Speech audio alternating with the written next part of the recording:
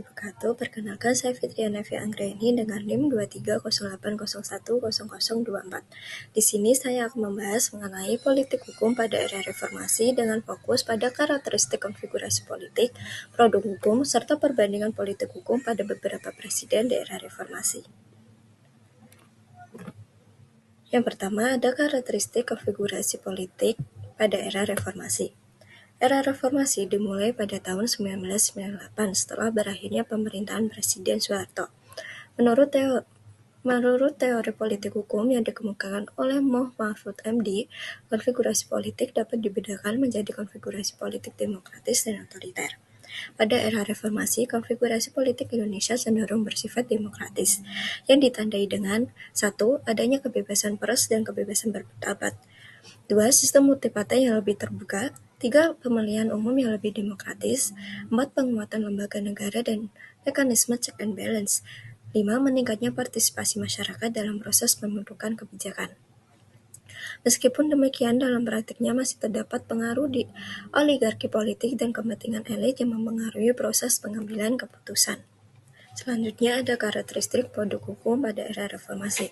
Produk hukum pada era reformasi umumnya memiliki karakter yang lebih responsif dan partisipatif dibandingkan pada era Orde Baru.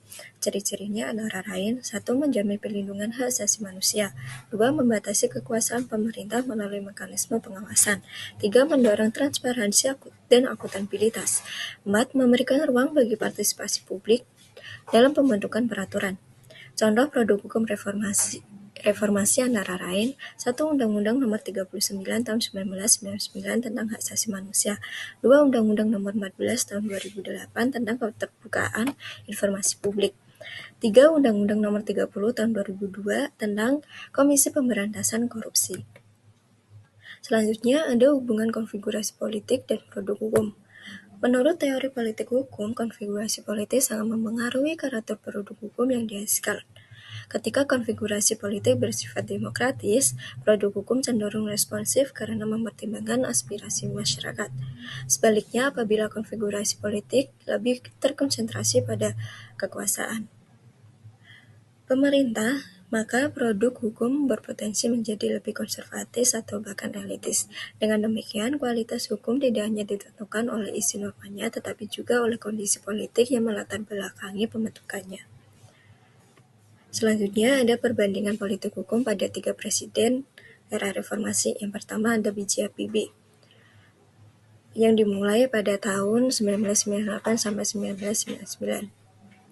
Setelah jatuhnya rezim Orde Baru pada tahun 1998, Indonesia memasuki masa transisi menuju demokrasi yang ditandai dengan berkurangnya dominasi militer dan eksekutif, meningkatnya kebebasan pers dan berpendapat, munculnya banyak partai politik, serta semakin luasnya partisipasi masyarakat dalam kehidupan politik.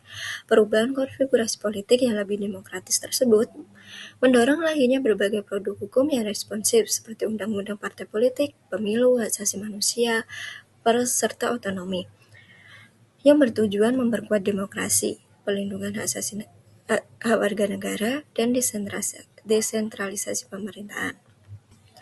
Namun, meskipun secara formal produk hukum yang dihasilkan telah mencerminkan semangat reformasi, responsivitasnya belum sepenuhnya substansif karena masih dipengaruhi oleh keberadaan elit lama, kelamaan proses legislasi, serta berbagai kendala dalam implementasinya. Yang selanjutnya, pada era SBY yang dimulai pada tahun 2004, sedangkan 2014. Pada era SBY berada dalam sistem politik yang demokratis sehingga banyak menghasilkan hukum yang lebih responsif terhadap masyarakat. Namun proses pembentukan hukum tetap dipengaruhi oleh kompromi politik dan koalisi partai di parlemen. Karena itu, produk hukum pada masa SBY memiliki karakter campuran, yaitu adanya responsif terhadap kepentingan publik, tetapi ada juga yang masih dipengaruhi kepentingan elit politik dan kekuasaan. Meskipun pada era SBY dikenal sebagai masa demokrasi dan stabilitas politik, proses pembentukan hukum tetap dipengaruhi oleh kompromi politik dan koalisi partai di parlemen.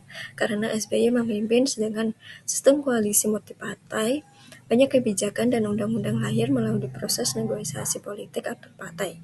Hal ini menunjukkan bahwa pembentukan hukum tidak hanya didasarkan pada kebutuhan masyarakat, tetapi juga dipengaruhi oleh kepentingan politik pemerintah dan partai pendukung. Selanjutnya, pada era Joko Widodo, di tahun 2014 sampai 2024.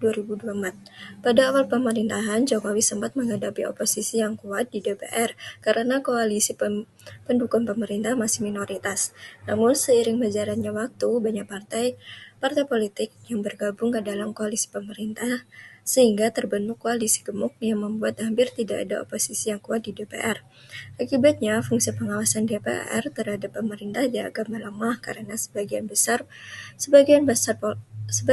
partai politik lebih mendukung kebijakan pemerintah daripada melakukan kritik atau kontrol.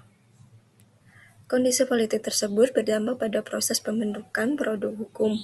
Banyak undang-undang di era Jokowi dinilai dibuat dengan proses yang cepat, tertutup, dan minim partisipasi masyarakat seperti revisi undang-undang KPK, undang-undang Cipta Kerja, undang-undang IKN, dan KUHP baru. Selain itu, dibahas juga mengenai dominasi kekuasaan eksekutif, penyempitan kebebasan pers, dan kebebasan sipil melalui penguatan Undang-Undang ITE, serta pelindungan HAM yang dianggap belum mengalami banyak kemajuan. Menurut saya, era reformasi telah menghasilkan banyak produk hukum yang lebih demokratis dibandingkan era sebelumnya. Namun, kualitas demokrasi hukum masih menghadapi tantangan. Sebagai contoh, pembentukan Undang-Undang Cipta Kerja memunculkan perdebatan mengenai partisipasi masyarakat dan transparansi proses legislasi. Di sisi lain, keberadaan KPK menunjukkan bagaimana produk hukum yang lahir dari semangat reformasi mampu memperkuatkan pengawasan terhadap kekuasaan. Hal ini menunjukkan bahwa meskipun konfigurasi politik Indonesia telah menjadi lebih demokratis, kualitas produk hukum tetap bergantung pada komitmen pemerintah dan lembaga negara dalam menjunjung prinsip partisipasi, transparansi, dan keadilan.